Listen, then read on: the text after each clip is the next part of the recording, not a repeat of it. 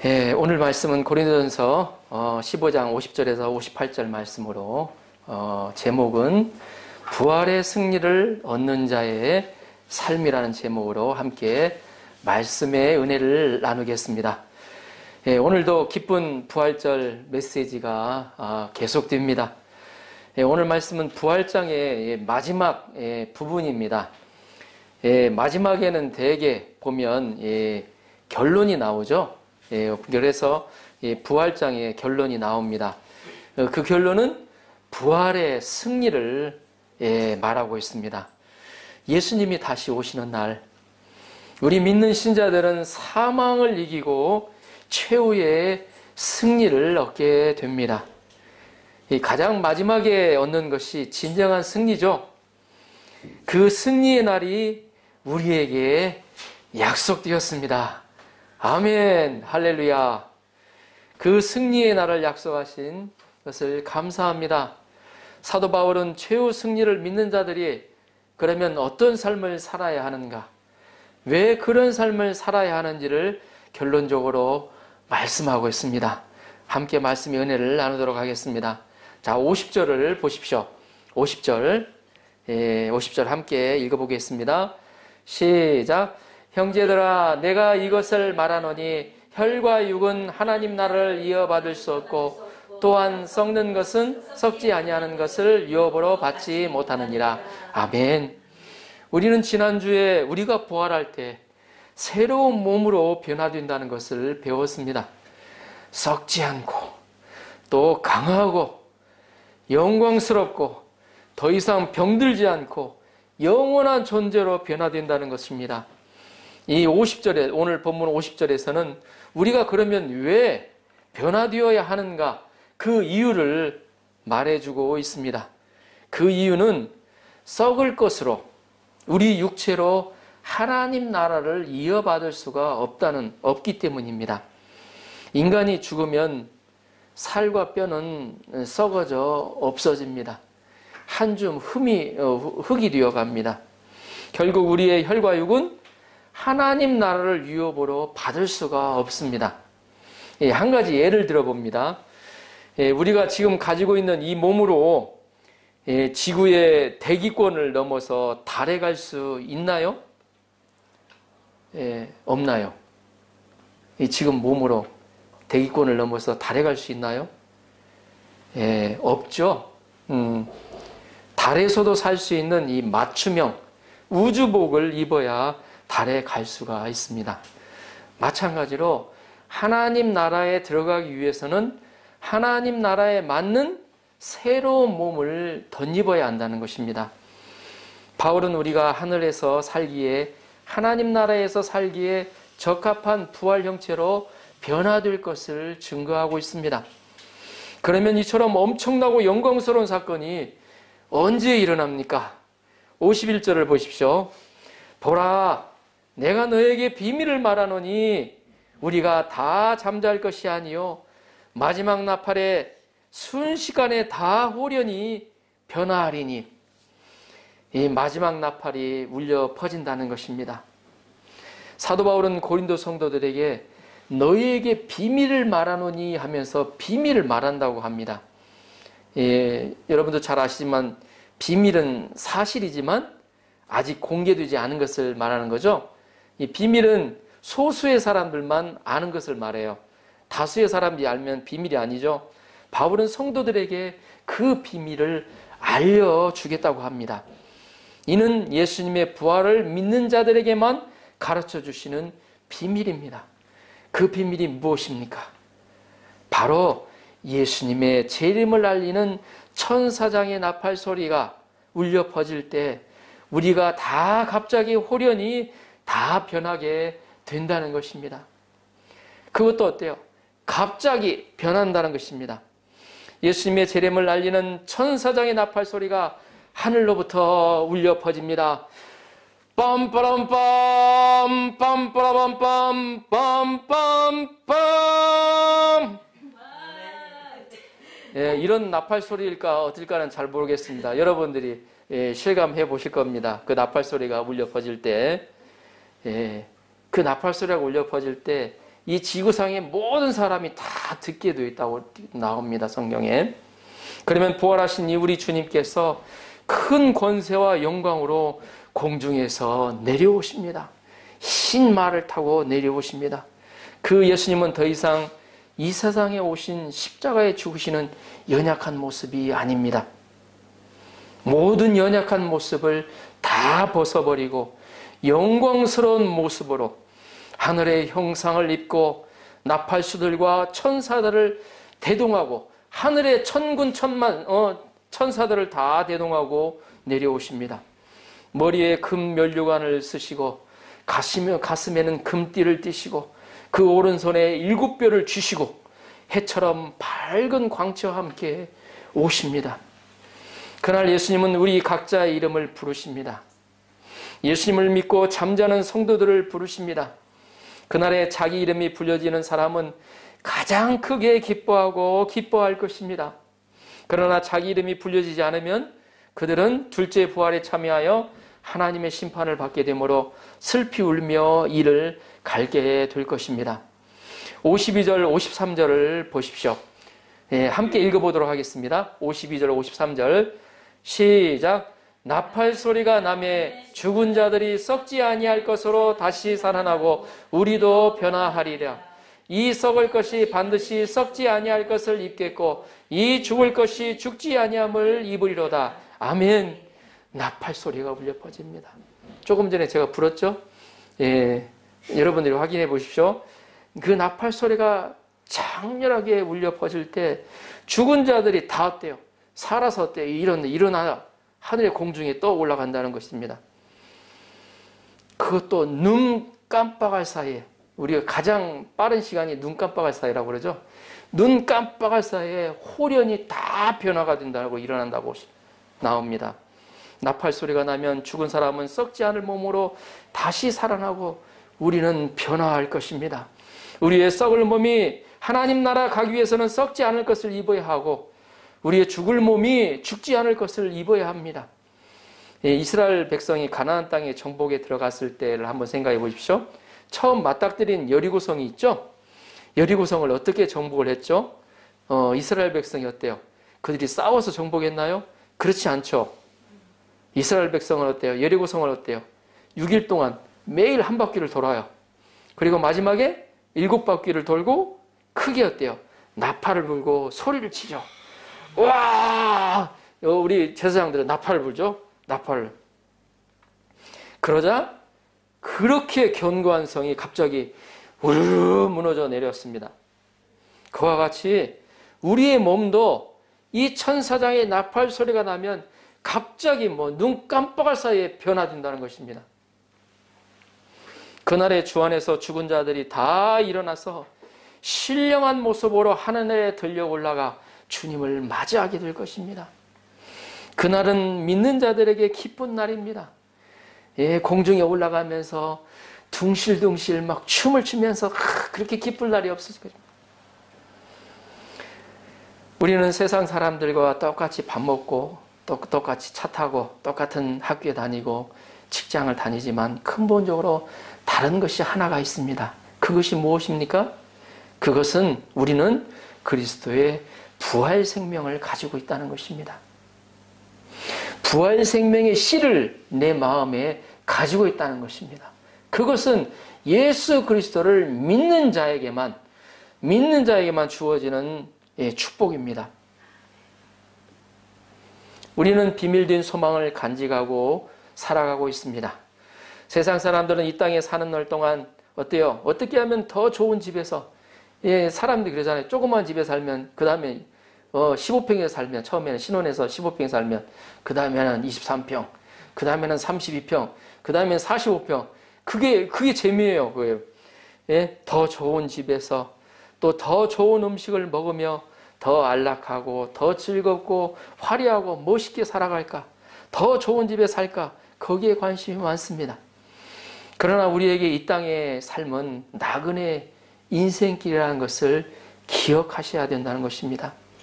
이 땅에 잠시 소풍 와서 살다가 주님의 호령소리 빵빠레가 울리면 얼른 자리를 정리하고 부활 고속 열차를 타고 천국 본향으로 올라갈 사람들이라는 것입니다.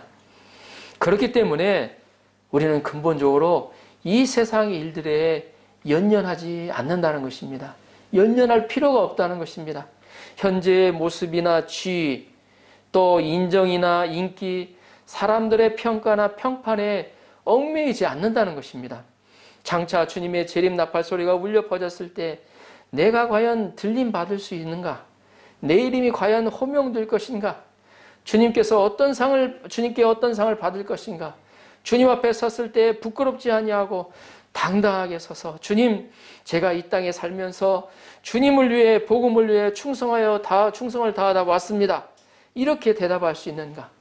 주님으로부터 잘하였다, 충성된 종아, 생명의 면류관을 받아라.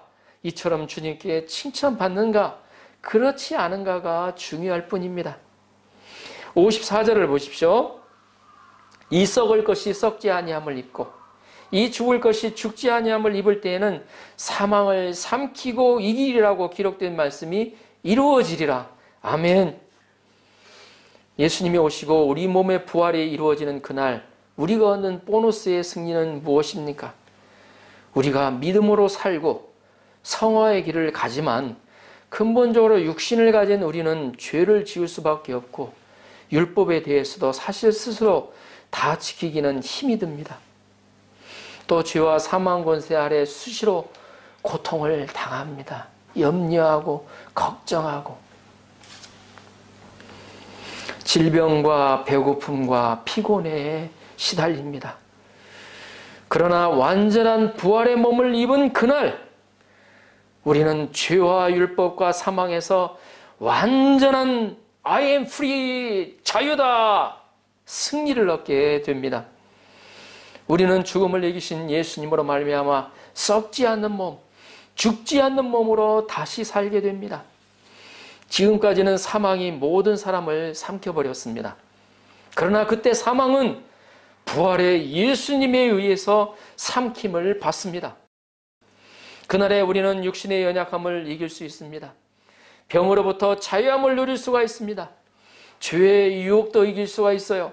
인생을 살아가면서 부딪히는 수많은 장애물들, 그로 인하여 어때요? 괴로워하고, 그로 인하여 고민하고, 그로 인하여 괴로워하던 그런 모든 문제들로부터 뛰어넘을 수가 있는 거예요. 복음의 원수들과도 싸워서 능히 이길 수가 있습니다. 내 자신과의 내적 싸움에서도 능히 이길 수가 있다는 것입니다. 완전한 자유를 누리게 됩니다. 이것이 우리의 진정한 소망입니다. 55절, 56절을 보십시오. 사망아, 너의 승리가 어디 있느냐? 사망아, 내가 쏘는 것이 어디 있느냐? 사망이 쏘는 것은 죄요, 죄의 권능은 율법이라. 사도 바울은 부활의 승리를 노래합니다. 죽음아, 너의 승리가 어디 있느냐? 발 아래에 딱 늘어놓고요. 이제는 막 눌리다가 발 아래에 딱 놔두고. 사도 바울은 마지막 날의 변화를 생각하며 이제는 발 아래에 있는 죽음에게 당당히 호령합니다. 죽음아, 너의 승리가 어디 있느냐? 죽음아, 너의 독침이 어디 있느냐? 부활의 예수님에 의해서 죽음은 패배자가 됩니다. 죽음의 독침은 사라지게 됩니다. 이 죽음의 독침은 죄죠. 예, 죄도 사라지게 됩니다. 예, 죄의 권세는 율법인데 율법을 어긴 자는 어때요? 다 죄인으로 낙인을 찍습니다. 우리는 육신이 연약하여 율법을 어기고 죄를 지었습니다. 율법은 우리를 어때요? 정죄하죠. 그래서 우리는 어때요? 죄 아래, 죽음 아래 죽음을 당하게 되어 있습니다. 그러나 우리가 죄를 짓지 않는 몸으로 부활함으로 율법도 더 이상 우리를 정죄하지 못합니다. 죄의 독침도요 사라집니다. 우리는 새로운 몸으로 부활하여 다시는 죄를 짓지 않게 됩니다. 우리는 모든 율법을 다 행할 수 있는 몸으로 변화가 된다는 거죠. 그러면 우리에게 몸의 부활과 승리를 주시는 하나님을 확신한 우리는 구체적으로 어떤 삶을 살아야 할까요? 나는 자유다 하면서 자기가 하고 싶은 것 다 하면서 또 즐길 것 다 즐기면서 살아야 할까요? 먼저 감사라고 합니다. 57절을 보십시오. 57절 같이 한번 읽어볼까요? 시작.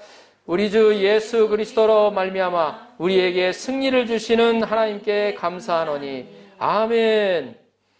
우리는 최후 승리를 주시는 하나님께 감사해야 합니다. 영광스러운 부활이 그저 얻어진 것이 아닙니다. 우리 대신 어때요? 사단과 피 흘리기까지 싸워주신 예수님 때문에 선물로, 그저 선물로 얻은 것입니다. 그러므로 우리는 하나님께 항상 감사해야 하겠습니다. 감사의 마음으로 예배하고, 감사의 마음으로 찬양하고, 감사의 마음으로 생활해야 합니다. 데살로니가전서 5장 18절에서는 범사에 감사라고 명령하고 있습니다. 항상 기뻐하라. 쉬지 말고 기도하라. 범사에 감사하라고 말씀하고 있습니다. 여기서 범사에라는 일본의 성경에 보면 우리는 범사에 항상이라고 얘기를 하는데 일본의 성경에 구체적으로 보면 모든 상황 가운데 감사하라고 나옵니다. 스베테노 조건이 오이때 모든 상황에서 일이 잘 되고 합격하고 좋은 일만 있을 때만 감사하라는 것이 아니에요. 일이 잘 안 되고 떨어지고 안 되고 내게 나쁜 일처럼 일어나는 일이 있을 때도 감사하라는 것입니다. 이는 그리스도 예수 안에서 너희를 향하신 하나님의 뜻이라고 말씀하고 있습니다. 저희가 정말 나에게 나쁜 일이 일어난 것 같은 그러한 일이라도요, 감사를 하고 하나님 앞에서 이게 무슨 뜻입니까? 묻고, 하나님 어때요? 선하신 분이시거든요. 선한 주권 가운데 역사하시는 분이시거든요. 그렇기 때문에 그 주권 가운데 내 안에 받아들이면 지금은 무슨 뜻인지 잘 몰라요. 그러나 나중에 하나님이 바로 나를 훈련하시기 위해서, 연단하시기 위해서 바로 이런 어때요? 고난을 주셨구나, 아픔을 주셨구나. 우리도 그러잖아요. 보면 이쁜 자식 어때요? 이쁜 자식, 미운 자식 떡 하나 더 주고 이쁜 자식 어때요? 매를 된다고 하잖아요. 요즘에 매대면 큰일 나죠. 죄송합니다. 매대면 안 됩니다. 이쁜 자식은 어때요? 고생을 시키라고, 좀 힘들게 하라고, 여행을 보내라고. 여행을 보내면 어떻게 합니까? 여행을 보내면 자기 혼자 다 해야 되거든요. 그러다 보면 혼자 하다 보면 얼마나 힘들어요. 그러다 보면 어때요? 엄마가 이렇게 나를 잘해줬지. 이때 엄마가 있었으면 얼마나 좋았을까. 감사를 알게 돼요. 우리 안에 이런 데 감사가 넘쳐나기를 기도합니다. 저는 말씀을 준비하면서 아프리카의 선교사로 헌신한 리빙스턴에 대한 이야기를 읽어내려가며 마음에 깊은 감동을 받았습니다. 그의 한마디 고백이 저의 마음에 눈물과 감동을 주었습니다. 리빙스턴은 1813년 스코틀랜드의 가난한 집안에서 태어났습니다. 그는 가정이 어려워서 10살 때 학업을 중단하고 일을 해야만 했습니다. 그러나 17살 때 강력한 하나님을 만나고 소명을 받고 의학과 신학을 공부하면서 중국 선교에 관심을 갖게 되었습니다. 그리고 아프리카 선교사였던 사무엘 모펫을 만난 후 그의 딸과 결혼하여 1840년 아프리카, 그것도 어때요? 가장 사람들이 제일 어때요? 가기 싫어하죠. 아프리카의 선교사로 떠났습니다. 그렇게 30여 년이 지난 1871년 그의 몸이 많이 쇠약해졌다는 소식을 접한 영국 왕실과 그의 친구들은 그에게 은퇴를 종용했습니다. 그러자 그 소식을 들은 그는 숨어버렸다고 합니다. 돌아가지 않기 위해서. 하는 수 없이 그를 사랑하던 사람들은 탐험가 스탠리를 동원하여서 그를 찾게 했다고 합니다. 리빙스턴을 만난 스탠리는 은퇴의 좋은 조건에서 살 수 있도록 고생하셨으니까, 헌신하셨으니까 이제 노년에는 편하게 보내십시오. 준비해 두었다는 영국 왕실의 전언을 전하며 30년 동안 헌신하셨으니 이제 그만 헌신의 삶을 끝내고 고국으로 돌아갑시다 라고 권하자 리빙스턴은 이렇게 말했다고 합니다. 아프리카 선교는 헌신이 아닙니다. 하나님께서 주신 은혜에 대한 보잘것없는 보답입니다.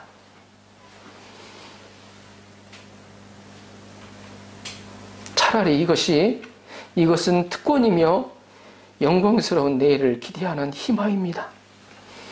현재의 고난은 장차 나타날 영광과 비교할 때 아무것도 아닙니다. 네, 제가 특히나 감동을 받은 것은 이 하나님께서 주신 은혜에 대한 보잘것없는 보답입니다. 라는 구절입니다.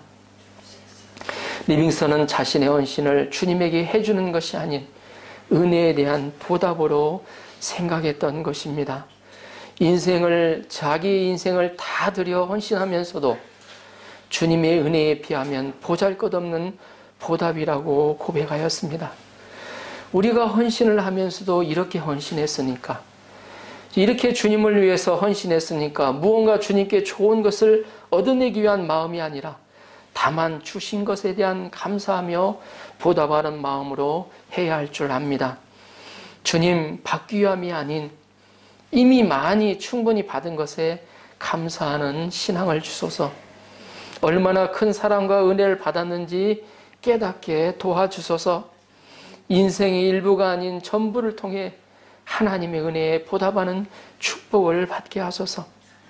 아멘. 우리는 병원에서 다친 곳에 이 밴드 하나만 붙여주어도 의사 선생님에게 감사하다고 머리를 조아립니다. 하물며 죽음까지도 우리의 모든 죄를 다 지시고 죽음까지도 이기게 해주신 예수님께 감사했으면 되겠습니까? 저의 삶이 날마다 감사를 해도 부족하지 않을까 생각이 됩니다. 우리가 누구 때문에 영원한 생명, 마음의 평안을 누리게 되었습니까? 우리가 누구 덕분에 하나님 나라를 유업으로 받을 수 있게 되었습니까? 우리가 누구 덕에 승리 인생을 약속받고 살게 되었습니까? 다 예수님 때문입니다. 그러므로 우리는 항상 주님께 감사해야 합니다. 부활의 주님을 찬양해야 하겠습니다. 부활의 주님을 자랑스럽게 생각하고 이 부활의 주님을 선전하고 증거하기에 힘써야 하겠습니다. 58절을 보십시오. 58절 같이 한 목소리로 읽어보도록 하겠습니다. 시작. 그러므로 내 사랑하는 형제들아 견실하며 흔들리지 말고 항상 주의 일에 더욱 힘쓰는 자들이 되라. 이는 너희 수고가 주 안에서 헛되지 않은 줄 압니다. 아멘. 이는 너희 수고가 주 안에서 헛되지 않은 줄 압니다. 아멘. 사도 바울은 마지막으로 주 안에서 사랑하는 고린도 형제들을 부르고 있습니다. 내 사랑하는 형제들아. 그리고 그 두 가지를 당부합니다. 이 당부는 최후의 승리를 얻게 되는 자의 삶이 어떤 자의 삶이 되어야 하는가, 왜 그렇게 살아야 하는가를 가르쳐 주고 있습니다. 첫째, 흔들리지 말라는 것입니다. 견고하게 그 믿음의 터 위에서 있으라는 것입니다. 영혼의 부활이 없다는 영지주의나 율법주의에 흔들리지 말라는 것입니다. 오늘날은 어떻습니까? 포스트 모더니즘, 돈이면 다 된다는 황금만능주의, 자기만 생각하는 이기주의, 인생을 즐기며 살고자 하는 쾌락주의 등 우리를 믿음의 터 위에 서지 못하도록 유혹하고 있습니다. 우리는 하나님 없이도 잘 먹고 잘 사는 사람들을 보면 부러운 생각이 드는 것이 사실입니다. 나도 좀 세상과 타협해서 인생을 좀 더 멋있게, 더 재미있게, 더 화려하게 살아보고 싶은 유혹을 받을 때도 있습니다. 특히 세상에서 자기만을 위해 온통 시간과 정열을 쏟아붓고 미래를 준비하는 친구들을 볼 때 내가 주일마다 와서 예배를 드리고 제대로 놀지도 못하는 피의식에 사로잡힐 수도 있습니다. 왠지 어리석은 것 같고 마음이 흔들릴 때가 있습니다. 그때 우리는 복음신앙에 견고히 서야 되겠습니다. 사단의 속임수에 속지 말아야 합니다. 예수님은 분명히 선포하셨습니다. 내가 너에게 이르노니 나는 길이요 진리요 생명이라. 나로 말미암지 않고는 아버지께로 올 자가 없느니라. 예수님 분명히 말씀하셨어요. I am the way, I am the truth and the life. 예수님께서 반드시 재림하시고 우리는 반드시 부활하여서 영광스러운 하나님 나라에 들어갈 것을 믿고 끝까지 믿음의 중심을 지키는 저와 여러분이 되시기를 주님의 이름으로 축복하며 기도합니다. 아멘. 둘째, 주의 일에 항상 더욱 힘쓰는 자가 되려는 것입니다. 그것도 항상 더욱 힘쓴다는 말은 뭔 말이죠? 오늘 이만큼 했으면 내일은 어때요? 이만큼 조금 더욱더 힘써야 된다는 것이죠. 우리가 본성적으로는 안 됩니다. 예, 그래서 주의 일에 더욱 힘써야 한다는 뜻입니다. 우리가 본성적으로 보면 자기 일에만 힘쓰고 다들 뭐 자기 일에 관심이 많죠. 다른 사람 관심 가질 필요가 없죠. 자기 일에 뭐 관심이 많아요. 이 땅에 사는 날 동안 자기 왕국을 가꾸기 위해서 열심히 머리를 굴리고 또 돈도 굴리고 악착같이 또 긁어 모으며 포독스럽게 인생을 살아갑니다. 그러나 우리의 소망은 장차 하나님 나라를 유업으로 받는 것이기 때문에 주의 일에 항상 더욱 힘쓰는 자가 되어야 하겠습니다. 하나님 나라 건설에 힘쓰는 자들이 되어야 합니다. 우리가 살고 있는 일본의 하나님 나라 건설에 힘쓰는 자들이 되어야 합니다. 자기 일, 세상 일을 지내놓고 보면 허무하기 그지없습니다. 그래서 열심히 자기 업적을 쌓아서 정상에 오른 사람일수록 나중에 허무감에 더 시달립니다. 그러나 우리가 주님을 위해서 드린 진심과 수고와 헌신은 결코 헛되지 않는다는 것입니다. 58절을 다시 한번 읽어볼까요? 58절 시작. 그러므로 내 사랑하는 형제들아 견실하며 흔들리지 말고 항상 주의 일에 더욱 힘쓰는 자들이 되라. 이는 너희 수고가 주 안에서 헛되지 않은 줄 알미라. 아멘. 우리의 수고가 절대 헛되지 않습니다. 주 안에서의 수고가 절대 헛되지 않습니다. 장차 하나님 나라에서 다 보상을 받을 수 있습니다. 우리의 모든 것은 하나님 나라의 등급을 올리는 것입니다. 또한 이 땅에 사는 날 동안에도 많은 생명의 열매를 풍성히 맺을 수가 있습니다. 많은 사람들이 충성심이 있지만 충성하지 못하는, 마음을 들이지 못하는 이유는 수고에도 헛될 것 같은 느낌 때문에 주와 교회를 위해 마음을 들이지 못합니다. 그리고 지금 하는 헌신들이 과연 주님이 알아주실까? 내가 헌신하는 이런 것들 누가 알아줄까? 주님 이거 보고 계세요? 하는 생각에 마음을 들이지 못할 수도 있습니다. 그러나 주님은 우리의 수고를 다 보십니다. 친구와 이웃을 위해 남모르게 주님께 기도하는 것을 다 기억하십니다. 관심도 없는 친구를 예배에 인도하기 위해 때로는 아쉬운 소리 하는 것조차도 주님은 기억해 주십니다. 어제 우리 이춘난 자매님이라고 왜 성경을 배워야 되냐, 왜 예배에 가냐, 예배 가면 뭐 주냐 하는 분이었더니 들었습니다. 그런 분을 어때 이렇게 사소히 한다는 게, 이렇게 한번 이렇게 가보자, 우리 목사님 한번 만나러 가자, 쉽지가 않아요. 한번 이렇게 거절했는데 그 다음에 또 어때요? 아쉬운 소리 하기 쉽지가 않아요. 저를 그거 알죠, 보면. 근데 우리 이 고바이상 어때요? 그 아쉬운 소리를 하잖아요, 보면. 그래야 한 영혼이 어때요? 보면 한 영혼은 사람을, 하나님은 어때요? 사람을 통해서 역사하기 때문에 그런 어때요? 작은 거예요. 근데 그 마음을 누가 알아주랴? 아쉬운 소리 하면서 아이고 또 싫은 소리 듣지 않을까? 사람들이 그것 때문에 전도하기 쉽지 않거든요. 제가 그것을 좀 많이 경험을 해봐서 쉽지가 않아요. 근데 그러더라도 이렇게 말을 걸고 예수님 믿어보지 않겠습니까? 나에게 어때요? 이만 어때요? 예수님 교회 한번 가보시죠. 싫은 소리 한번 들으면 다시 이야기하기 쉽지가 않죠. 그러면 한 번 더 한번 얘기한다는 게 쉽지가 않아요. 근데 그러한 한 가지 수고를 하나님, 예수님이 다 기억하신다는 거예요.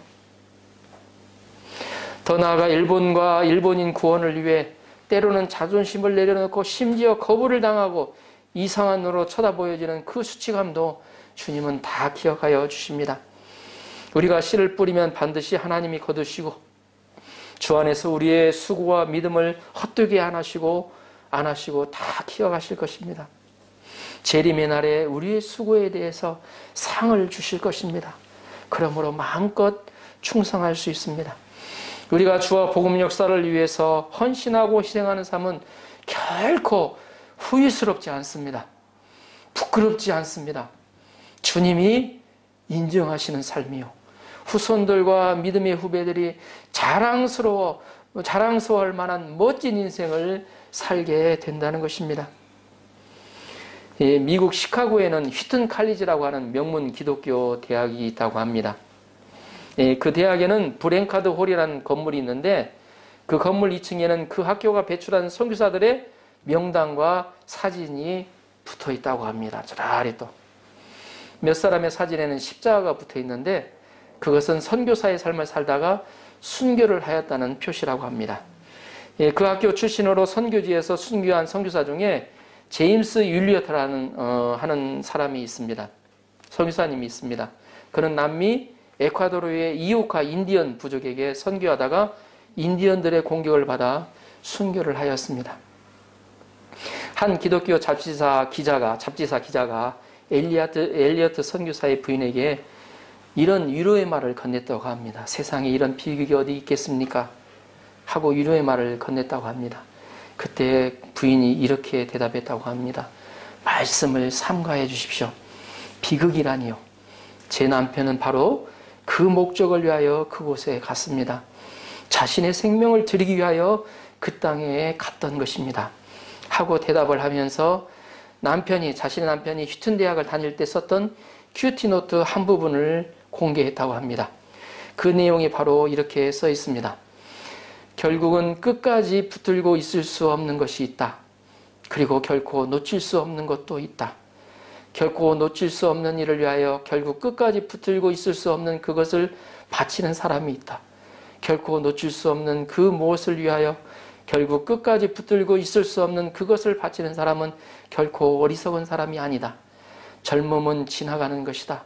명성도 자기 만족과 쾌락도 그리고 물질도 결국은 붙들고 있을 수 없다. 그것을 버리고 포기하는 자는 결코 어리석은 자가 아니다. 오 하나님, 오래 살기를 구하지 않습니다. 주의 뜻을 이루는 일에 제 삶이 쓰임받기를 소원합니다. 주여 나를 불태워 주옵소서.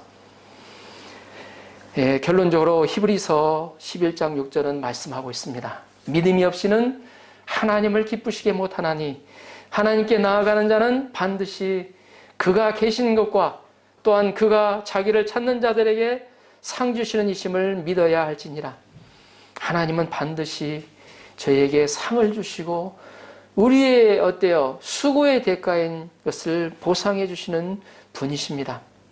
우리의 인생은 이류적입니다. 두 번 다시 살 수가 없습니다. 또 주의 일에 힘쓰고자 해도 헌신할 수 없을 때가 옵니다. 그러므로 할 수 있을 때 항상 주의 일에 더욱 힘써야 합니다. 우리가 현실주의, 이기주의가 팽배한 이 시대에 재림과 부활을 소망하며 이 땅에서 더욱 주의 일에 힘쓰는 자들이 되어야 합니다. 부활의 믿음으로 영혼 구원을 위해서, 그리고 일본의 영적 부흥을 위해서 믿지 않는 자들을 믿음으로 섬기고 사랑해야 합니다. 그러면 하나님이 그날 우리의 모든 수고를 보상해 주실 것을 믿습니다. 이 세상에서도 어느 정도 보상해 주실 것을 믿습니다. 아멘.